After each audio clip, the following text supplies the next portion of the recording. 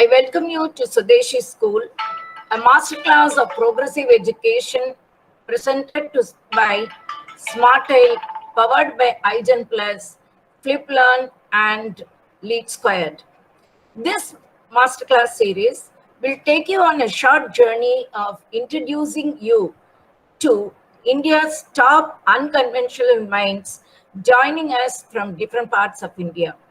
In this masterclass, innovative topics, informative content, and progressive initiatives are being shared with you. We remain hopeful that the sessions over 7 days will inspire you to take you to your school community to a new direction of development. My name is Dr. Meera Subramanian.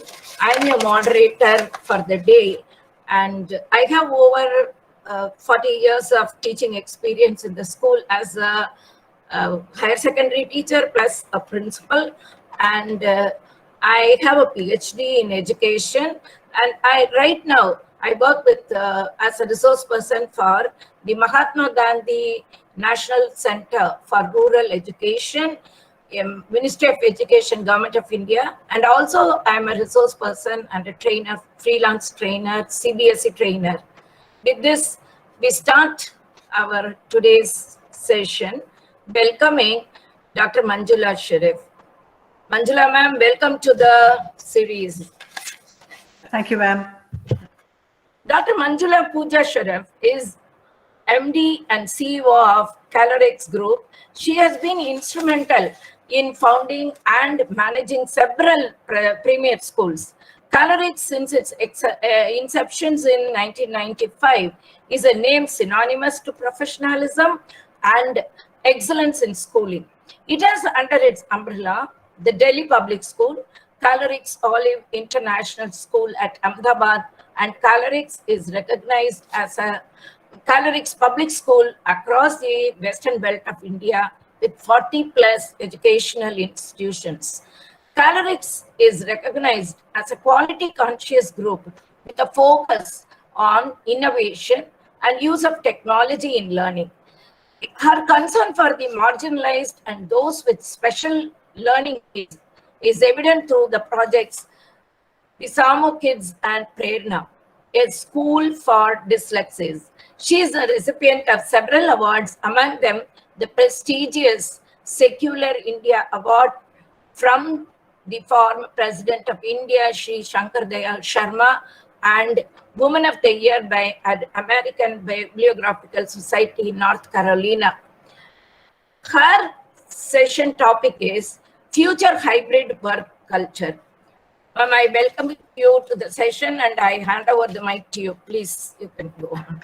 And Thank you. And one minute, ma'am. Before I start, I welcome today's speaker and all our audience to immerse yourselves in the session and hold your questions, which will be addressed right after all the sessions are over. Thank you, ma'am. You can start now. Thank you, Dr. Meera. Thank you for having me here. Welcome to the participants, and it's exciting to be part of the masterclass. When I got an invite for speaking here, I thought it would be most relevant to talk on what has happened with the sea change that has happened in the education sector post-COVID, because the education sector and technology have been married for a very, very long time. But it is this COVID times that sort of catapulted the teachers, educators' readiness for technology and the acceptance from the parents' community. In my opinion, the technology integration with education, or as we call it, the hybrid working culture, is really here to stay. As we can see, what seemed like a few months has become almost 2 years. And we have absolutely no visibility as to how and when schools will open full-fledged. Even today, there is talk about senior schools opening only in a hybrid fashion. So whether you start 9th to 12th or you call, like the odd even planning, transport planning of Delhi, New Delhi, You call 50% students on a certain day and 50% students on another day. So these are challenges that the education sector has to take head on. We have no choice of them in the matter any further. So I decided to choose a topic which was hot and burning and is here to stay. It's something that we all educators have to think through. It's something that all of us have to get comfortable with.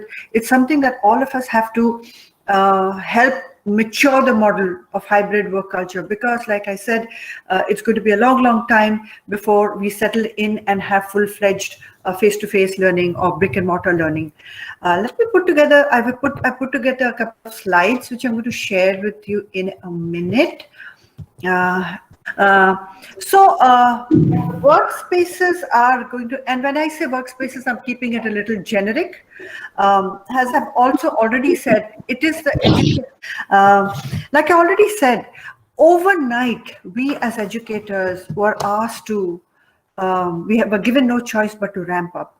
As educators, we have burnt midnight oil to be able to teach children online through the COVID times. First, let me start with the benefits.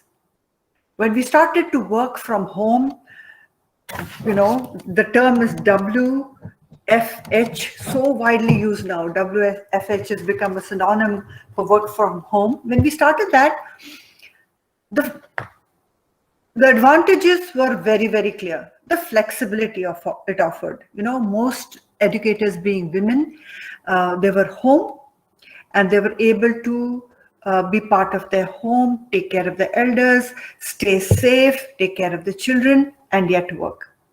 So increased family time was the next benefit. Now, many men may not think it was a benefit. In the first couple of months, there was a lot of excitement. And then we know that the country had lots of issues. There was lots of domestic violence because of increased family time. And I sometimes jokingly said that the reasons that most things got normal soon after, but the first things that got normal is the liquor shops, is because men needed to diversify their attention from beating women. It's unfortunate, but it was true. And that's why the liquor shops of the world were opened right after the first lockdown. Other savings, other benefits very clearly were real estate costs. My friends in Delhi and Gurgaon tell me that people from Gurgaon have been commuting to Delhi like 1.5 hours each way. They save 3 precious hours each day, which become productive. Not to mention the offices in Connaught Place or the offices in Barakhamba Road that are very expensive. Or, take the examples of a Bangalore or a Pune, the MG roads, the real estates are so expensive that work from home provided that opportunity to save rents. I've already mentioned less commute, less public transport, better lifestyles. Overhead costs were saved because, there was less air conditioned burning, there's less petrol being used. That 3 hours or 4 hours of travel time being commuted caused better lifestyles and less burnout. And the millennial preference, the reason we spend so much time talking about the millennial is because the largest segment of the population of the world today is millennials. Millennials are typically the population that's born during the late part of the 80s and all of the 90s. So this is a large segment of the world. And if you study the millennial preference, you'll see they are into consultancy, they are into, they are not jo roti kapda makan, which was the hope and the aim that we grew up thinking about, our generation, is definitely not the preference of the millennials. If those were the benefits of work from home or hybrid cultures of distributed workspaces, what were the challenges? We all know that we've had to really maintain the emotional boost of our teachers, of our faculty members, because I've known that our faculty members used to have Antakshari online. I know that they used to have Saturday coffee sessions online. I know that they would be having hobby classes like cookery classes online. I've known of singing classes online, dancing classes online. So what we did through the lockdown, we tried to create these social groups online because people were so tired of being alone, so lonely. So boosting morale of the employee became a big challenge for any institution. They needed this sense of support, because they need, in a school, they would know what the grade 3B teacher is doing. And if everybody's going in sync. Now, everything was being done online and supervision had become almost micromanagement. So there were a lot of those kind of, emotional, psychological kind of challenges. Then, because we were thrown into the sea, there was lack of monitoring. Your teacher notebook or your daily logbook was very difficult to reproduce. And a lot of teachers are not familiar with Excel spreadsheets and how to use them. The IT industry uses something called Clockify, which is how you monitor working hours. Now, that's not something that education was ready for. Similarly, the vision of the organization was missing. People needed to reconnect with the philosophy, reconnect with the vision. All of this became a question mark. And of course, self-discipline. It is so difficult for people to get up in the morning and work out or go to the gym or do yoga. Now, you have to be self-motivated to sit down at home while the pressure cooker is, blowing its whistle and teaching. There have been so many memes and so many jokes about managers counting the number of pressure cooker whistles and all of that. In spite of everything, I think work from home has been a huge success, especially in the education segment, which is why we kept up the morale of the home, the children and the parents. Otherwise, mental health would have been at serious risk had it not been for the teachers who've put in tremendous working hours during the COVID times. And of course, cybersecurity risks. We all know all the things that have happened. Children would steal the passwords and show objectionable material. Children would put all kinds of pictures that are not appropriate, and children will be children. So the lack of teachers being native digital, citizens was an added pressure for organization and school heads such as us to maintain, the cybersecurity issues, risks minimized. Now, how are we going to go forward with a hybrid work culture? The first thing is a strong culture. We have to keep saying to our teachers that hybrid culture is here to stay. Don't wish it away. Please build capabilities to catch up, because it is completely the way forward. Leadership cannot be centralized to the principal or headmistress or vice principal. We have to decentralize leadership. It has to be in every class. The class representative CRs have to be empowered. The subject reps have to be empowered. The DCs, department heads, have to be empowered. I think leadership has to be really distributed. Of course, an unwavering focus on the student interest, on the parent interest. We cannot move away from that. Zero tolerance to compliances. I know, the biggest challenge was to teach online. And soon I know that teachers were starting to make videos, teachers were starting to make assessments, and then we had to do examinations, ensure that there's no cheating online. It's been a real challenge to catch up, to match up to all kinds of standards online. So many of our policies have had to get revamped. When we say work from home, so, we are based out of Ahmedabad, we are in Gujarat. If somebody is in Nagpur, is that a, long leave, or are they working out of home? So, suddenly leave policies also had to be revamped, re-looked at, reoriented, readapted. What all did we do in Calyrex? This is a slide to show you, we've always paid a lot of attention to digitization. We are a huge technically savvy company, organization. And when I say company, I'm using it loosely because we're a Section 8 company, which is a not-for-profit company.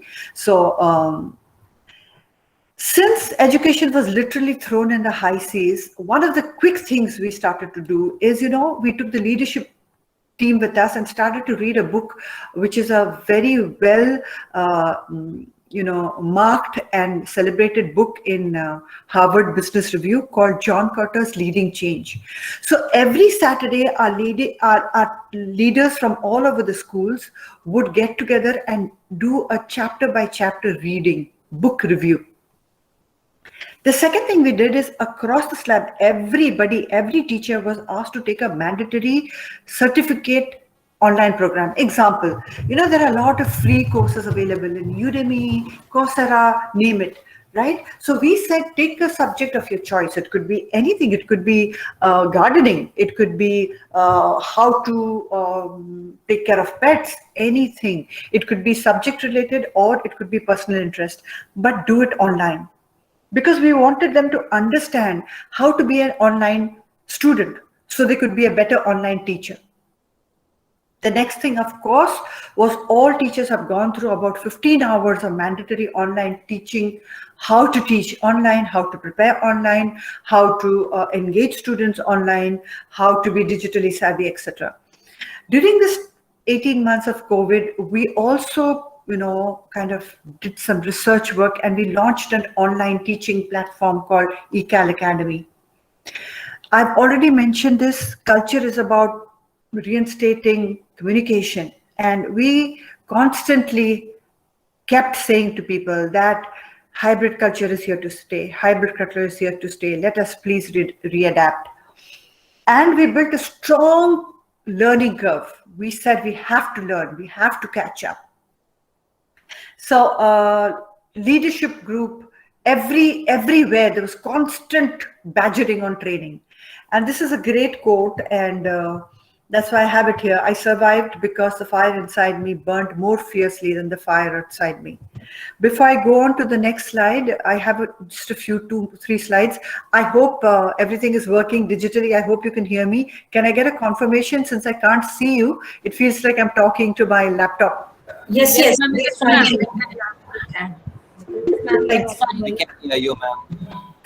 you so much for that confirmation. Right. So I talked a lot about culture. I come from a management background. I've studied in the Indian Institute of Management, of course, apart from being alumni of LSE and York University. Because of my management background, I think a lot in terms of management. And the number one thing that management teaches us is to build a strong culture. And so during the COVID times, I was asking myself, and that's how I put up that line there, how do you live in culture when you don't live in culture? It's like an oxymoron statement, but essentially I'm saying that physically we are not in a space, but yet we have to bind people. So how do we do that? So the idea was never lose touch of communication. And that's what we guided our teachers, never to lose touch. Of course, children we were already teaching, but we were having parent sessions online. We were continuously giving performance feedbacks, talking outcomes. Now, the same thing that we were telling the teachers to do, we were doing the same with teachers. So weekly results, weekly outputs, weekly teacher planners, everything was being monitored. The other thing, one of the other things to do, when people, like we say, out of sight, out of mind. When people are right, we are used to doing face-to-face. So when we see people, they stay in a cognitive level. But when they are not in our horizon, sometimes we tend to forget them. And this is one of the things the key leaders have to keep in mind, that whether somebody is remotely placed, you're not even seeing them, please ensure that you're reaching every teacher, every last mile you're reaching. Avoid having haves and have-nots. When we started to look at infrastructure availability, now some teachers had laptops, some teachers had desktops, most people did not. Some people had very strong Wi-Fi connections. Some people did not. They had to manage with mobile data from their phones. So these were a lot of challenges that we had to kind of overcome and bring an equitability with everybody. We also run a program called Visamo Kids, which is essentially for the underprivileged children. And they live in a sort of a hostel and they go to good schools in Ahmedabad. Now, due to the COVID, we had to send them home. Now, once children went home, they did not have access to any internet facility. So we started to provide phones to their parents.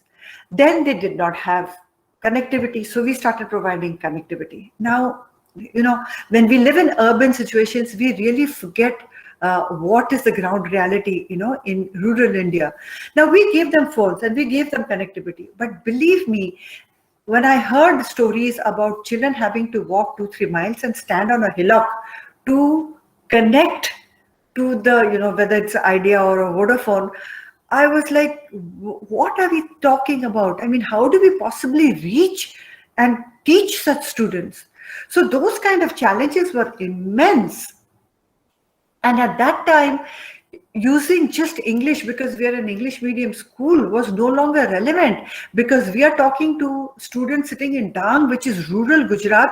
They don't even talk proper Gujarati. They talk there, how every state has a regional language which is very, very grassroots. They speak grassroots Gujarati, which even we don't understand.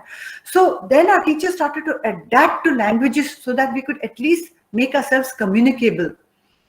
Of course, the way we were able to do it is by strengthening cross-functional teams. You see, our IT teams were in every group because teachers were facing a lot of IT kind of challenges. Then we needed data entry people because teachers had to cope up and do presentations, prepare slides, prepare assignments, prepare short videos. So we had to create cross-functional teams. And then we started a lot of system-based and artificial intelligence so that, small programs could run. We tried our best to avoid all kinds of conflicts, you see, because, there were teachers who were spending 6, 7, 8 hours of teaching, and there were teachers who were spending only 1 hour of teaching, and everybody getting the similar salary. So there were just all kinds of things going on, right? And of course, because we are from the education field, we always have to build social capital, which took a huge beating during the COVID. So one of the messages that we kept giving teachers is to please keep building the social capital. Please build the emotional quotient, not only with the students, but also with the parents, which was at such a, brink. It was at such a crossroad. And as you know, and as I know, that so many reports have come up saying that the biggest challenge of the next year is going to be the emotional quotient of students, given what has happened in this year. You and me both know that many students have, the kindergarten children, my heart goes out to them, the 3-year-olds and the 4-year-olds, they've suddenly grown up and become 6-year-olds without having seen peers, having seen a kindergarten school, having felt, enjoyed classrooms, having sociability, psychology, having physiological changes happen together. The same goes out for 11th and 12th graders. All leadership happens there, peer learning happens there. And because you're a group of educators, I dare say that even gender understanding happens, during a certain teenage. All of that is skipped. So you see, a lot of these are relevant things for educators. Our job is not just syllabus. Our job is shaping human beings. My last slide is one of my favorite slides, my quotes from my management days. It says, culture eats strategy for breakfast. Peter Drucker is a very famous management writer. What it essentially says is this, and I can give you the best example of COVID. You see, we have no medication for COVID. Everything that they're doing is to treat symptoms.